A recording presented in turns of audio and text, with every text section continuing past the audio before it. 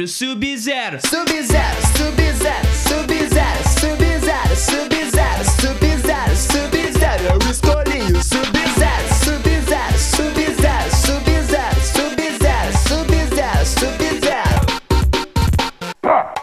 Fight!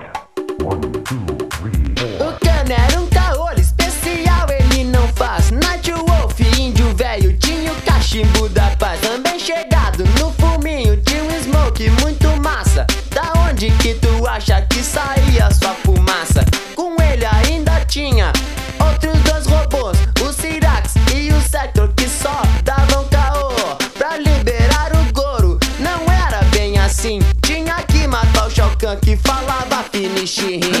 Depois de muito tempo descobri qual é que eu quero.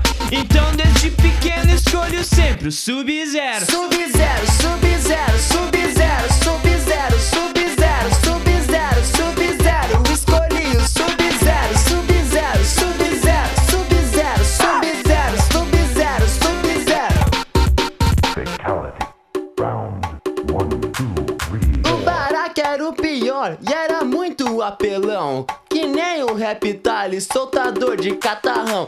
A Sindel e seu cabelo tinha uma garganta boa. Striker traficante, é nós que voa. O Motaro dava medo, mas real era fichinha. Já de o Cabão, quem pegava era bichinha. A Milena dava chana, a Kitana faz boquete, mas a Shiva é campeã, ao mesmo tempo pode 7. Depois de muito tempo descobri qual é que eu quero. Então desde pequeno escolho sempre o Sub-Zero. Sub-Zero, Sub-Zero, Sub-Zero, Sub-Zero, Sub-Zero, Sub-Zero, Sub-Zero. Eu escolhi o Sub-Zero, Sub-Zero, Sub-Zero, Sub-Zero, Sub-Zero, Sub-Zero. Sub-Zero. Sub-Zero. Win.